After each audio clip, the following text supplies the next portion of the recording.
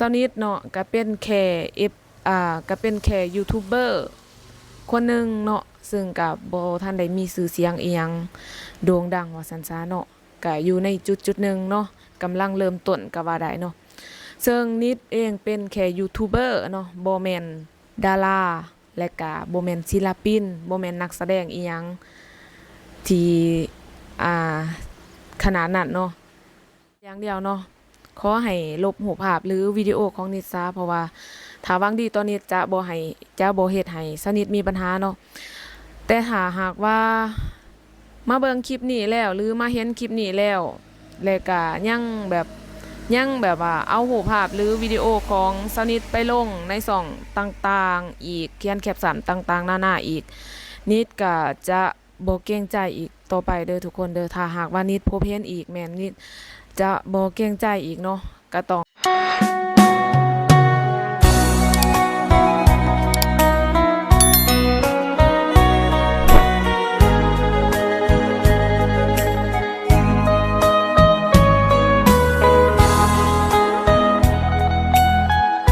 โอเคอ่าสำหรับคลิปนี้เนาะนิดเองก็อยากออกมาอืมเราปัญหาที่สนิทกำลังพบเจออยู่ในตอนนี้เนาะก่อนอื่นเมื่อกะกราบสบายดีสวัสดี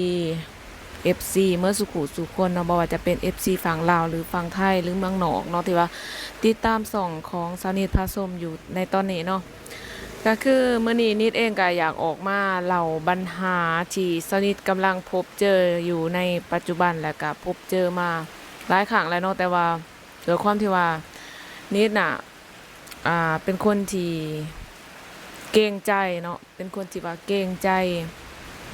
จผู้คนนี่แหละแล้วก็บ่อยากเว้าบ่อยากอีหยังหันนะเนาะก็ตามใจเขาเจ้าในเมื่อว่า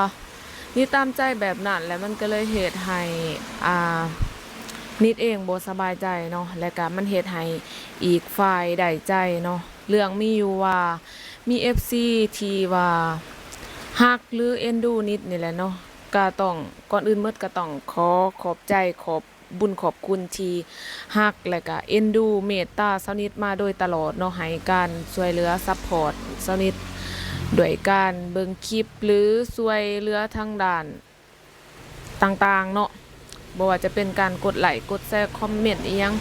หลายๆอย่างเนาะก็ถือว่ามาเป็นการช่วยเหลือหรือซัพพอร์ตสนิทอีกแห้งว่าซั่นซะเนาะแต่ก็นิดก็อ่าอยาก อยากเว้าในจุดหนึ่งเนาะก็คือมันเฮ็ดให้นิดบ่สบายใจอยู่บอนว่ามี FC บางบางคนเด้อทุกคนเด้อเพราะว่าตอนนี้ผู้ติดตามสนิทก็ฮอดหมื่นแล้วเนาะแต่ว่าผู้ที่เอารูปภาพหรือว่าวิดีโอของนิดไปลงในช่องของเพิ่นอันนี้ก็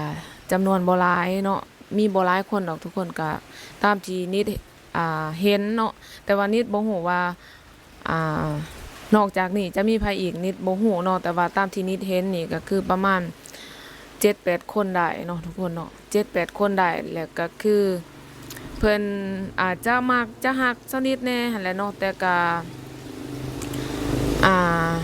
ได้เอารูปภาพหรือว่าวิดีโอ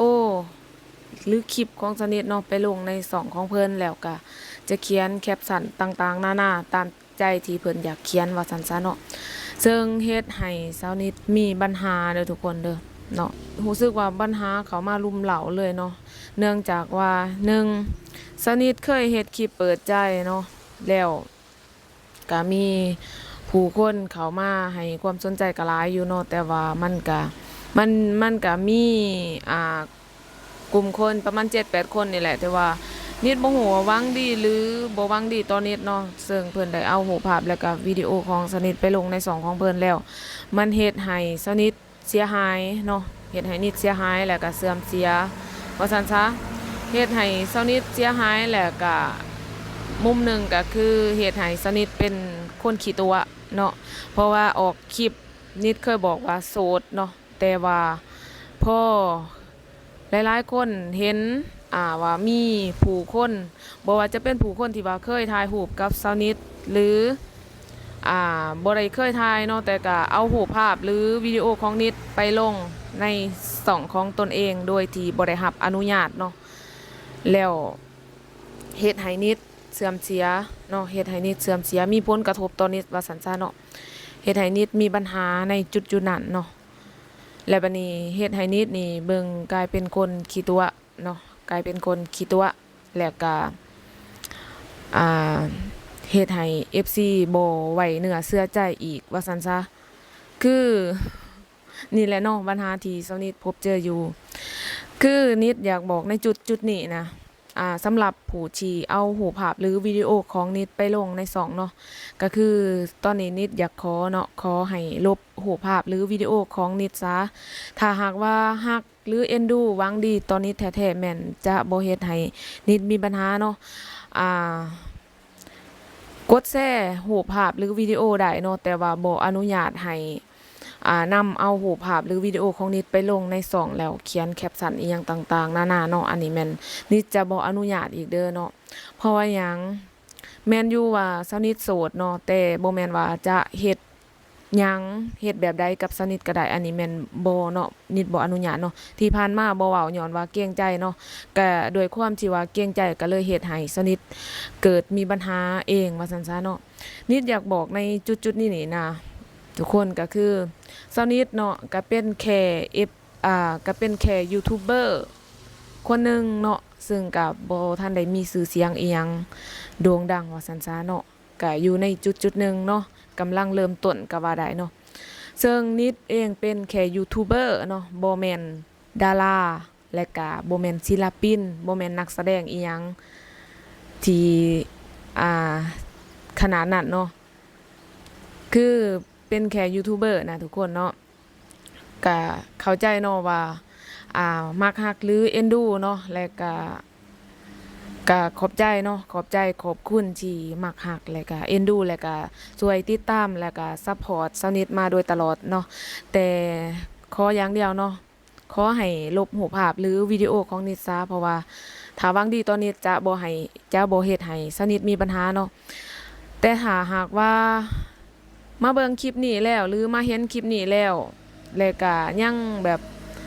บบว่าเอารูปภาพหรือวิดีโอของสาวนิดไปลงในช่องต่างๆอีกเขียนแคปชั่นต่างๆนานาอีก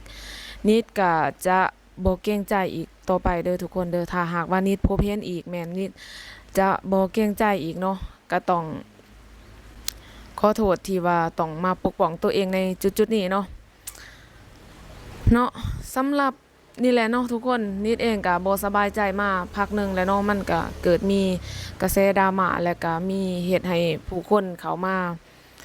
เว้าอีหยังให้สนิทก็หลายๆอย่างเนาะนี่แหละปัญหาที่เกิดขึ้นมาเนาะก็มีแต่ว่าตามนั้นเด้อทุกคนเนาะถ้าหากว่านิดพบเห็นอีกนิดจะบ่เกรงใจแล้วเด้อเนาะนิดจะบ่เกรงใจแล้วนะเนาะก็ขอความร่วมมือให้กับสาวนิดแน่เนาะสบายดีสวัสดี